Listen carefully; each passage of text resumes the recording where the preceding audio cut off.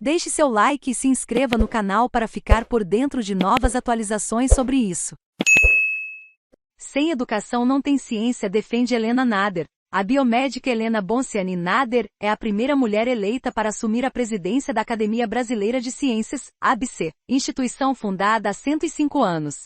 A eleição da doutora em Ciências Biológicas pela Universidade Federal de São Paulo, Unifesp, ocorreu durante a Assembleia Geral da instituição, no dia 29 de março. Dos 568 membros habilitados para votar, 420 exerceram esse direito, já que o voto não é obrigatório. Ela será empossada durante a reunião magna da ABC, entre os dias 13 e 5 de maio de 2022, no Museu do Amanhã, no Rio de Janeiro, e assume o cargo para o triênio de 2022 a 2025. Para mim, é uma alegria, e ao mesmo tempo, uma responsabilidade e também uma tristeza, afirmou Helena. O fato de a gente ter que celebrar que é uma mulher, mostra que a nossa sociedade ainda está muito aquém. Nós temos muito para avançar. Eu vejo que o Brasil andou para trás nos últimos anos em relação não só às mulheres, mas aos direitos humanos como um todo. O Brasil andou para trás na cultura, nos povos originários, populações quilombolas e com as mulheres.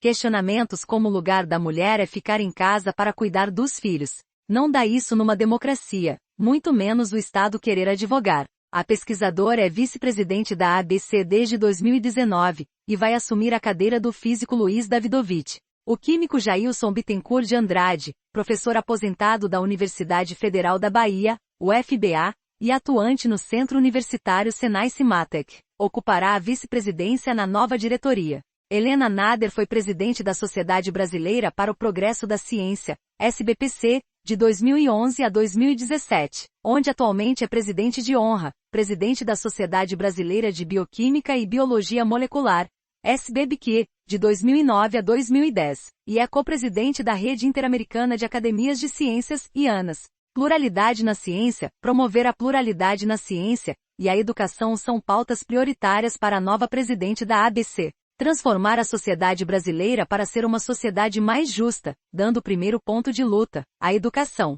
Sem educação não tem ciência, sem ciência não tem tecnologia, sem tecnologia não tem inovação. A academia vai lutar cada vez mais por isso, e fazer uma ponte com a sociedade. Já fazemos, mas podemos melhorar. A pandemia teve um lado positivo, que foi mostrar para a sociedade o valor da ciência. O que queremos é dialogar mais com a sociedade, trabalhos científicos que são mais complexos, vamos colocar de uma forma mais objetiva, afirmou Helena. Outro ponto importante da nova gestão será o trabalho relacionado à igualdade de gênero na ciência. Temos mulheres, cientistas capazes e eu vejo um impacto muito importante nas crianças. É mostrar para elas o seguinte, independentemente da profissão, menina, você pode fazer o que quiser, não existe essa diferença. Somos diferentes fisiologicamente, mas não intelectualmente, a mulher pode, e deve bater na porta, se fechar dá a volta e vai em outra, vai à luta. Não pode aceitar não como resposta final. Ela aponta a médica e pesquisadora Margarete Dal Como, uma das principais especialistas em Covid-19 e doenças pulmonares no país, como um exemplo para as novas gerações. Acho a Margarete uma mulher fora do comum no que ela faz. Sem contar outras como a Esther Sabino, imunologista, pesquisadora e professora universitária brasileira. Esta pandemia mostrou várias cientistas, que foram exemplos para as meninas e também para os meninos, porque a clareza delas motivou também os meninos.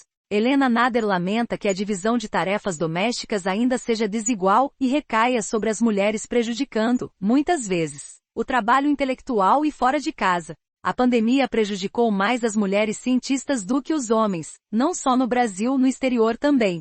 Pelo fato de ficar todo mundo em casa, a produção científica dos homens aumentou, mas a das mulheres caiu, o que mostra as desigualdades. Quer dizer, a gente caminhou, mas um grande evento, como foi a pandemia, mostrou que esse equilíbrio nas relações de trabalho de casa ainda é muito desigual, e muito desfavorável para a mulher, lamentou a pesquisadora. A cientista reconhece que o Brasil precisa percorrer um longo caminho para combater desigualdades. Dentro da ciência, ela afirma ainda que é preciso garantir a entrada de mais negros e indígenas. No Brasil não é só a desigualdade entre homens e mulheres, mas a desigualdade entre as raças. A maioria do povo brasileiro é negra. A ciência ainda é muito pouco negra. Há poucos indígenas. O país tem que, primeiro, reconhecer que foi escravocrata e insistir em políticas públicas de inclusão. Diálogo com a bandeira do diálogo com a sociedade, Helena se entusiasma ao falar dos benefícios que a ciência pode trazer a todos. Estamos fazendo ciência para a sociedade, seja para entender o mundo ou para gerar um determinado produto.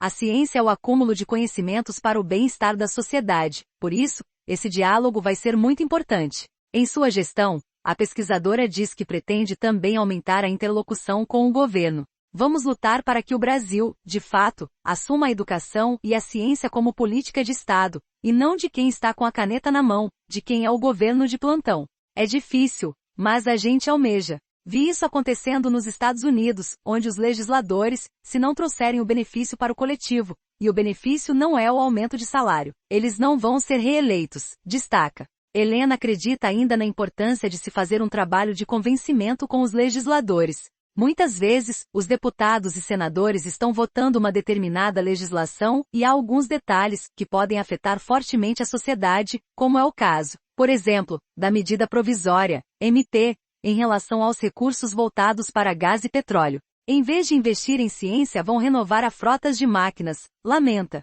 O próprio Donald Trump, ex-presidente dos Estados Unidos, investiu mais em ciência, inclusive na indústria. As vacinas da Pfizer e da Moderna tiveram dinheiro público investido, recorda a pesquisadora. Ela se referia à MP 1112-2022, que muda 4 leis com o objetivo de aportar recursos para o Programa de Aumento da Produtividade da Frota Rodoviária no país, Renovar. As empresas contratadas para exploração e produção de petróleo e gás natural podem destinar recursos para o desmonte e a destruição dos veículos pesados em fim de vida útil e descontar o valor aplicado do total de investimentos que são obrigadas a fazer nas áreas de pesquisa, desenvolvimento e inovação. Estudo com a heparina biomédica tem como objeto de pesquisa a heparina, um composto que evita a coagulação do sangue e impede a formação de trombos. A pesquisadora é bolsista do Conselho Nacional de Desenvolvimento Científico e Tecnológico, CNPq. Publicou mais de 380 artigos em revistas científicas internacionais, e já formou 46 mestres e 51 doutores, dos quais se orgulha em trabalhar junto. A heparina é um anticoagulante que até hoje não tem substituto. Ele é retirado da mucosa intestinal bovina e suína. Esse anticoagulante é fundamental para quem faz hemodiálise, explica. O medicamento faz a prevenção de trombos no circuito de diálise. Uma descoberta recente mostrou que a heparina pode impedir que o novo coronavírus invada as células. Os testes foram conduzidos por pesquisadores do Instituto de Farmacologia e Biologia Molecular da Universidade Federal de São Paulo, INFAR, Unifesp. Tem uma camada no vaso sanguíneo que se chama endotélio e o sangue flui por ali. Com a Covid-19, a célula endotelial fica lesada, e ao invés de ser antitrombótica, ela vira protrombótica. Ela coagula e o que se viu foi que a heparina tem um papel fundamental, explica. Há também o irmão gêmeo da heparina, e foi nosso laboratório, INFAR, Unifesp em conjunto com alguns laboratórios do exterior. O primeiro grupo mostrando que existe na superfície um receptor que é parecido com a heparina que se chama heparan, e que é importante para a interação do vírus.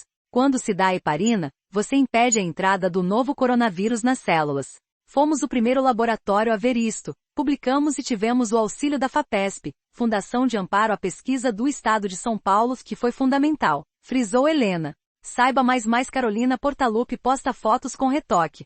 Não ri do meu Photoshop mais nova Montana. Terceira geração da picape da Chevrolet, chega em 2023 mais golpista do Tinder brasileiro, fica rico enganando vítimas mais vírus transforma lagarta. Em zumbis destinados a morrer sob a luz do sol mais dona do maior bumbum do Brasil. É assediada na rua mais site revela conteúdo de documento confidencial dos militares americanos sobre OVNIs mais vídeo. Jovem aponta arma para a cabeça de aluna durante briga em porta de escola mais um gêmeo se tornou vegano, o outro comeu carne. Confira o resultado mais o que ocorre no cérebro quando morremos? Cientistas já têm uma resposta mais pedra da morte. Do Japão se parte depois de quase 1000 anos mais veja quais foram os carros mais roubados em SP mais truque, para espremer limões vira mania nas redes sociais mais. Agência dos Estados Unidos alerta. Nunca lave carne de frango crua.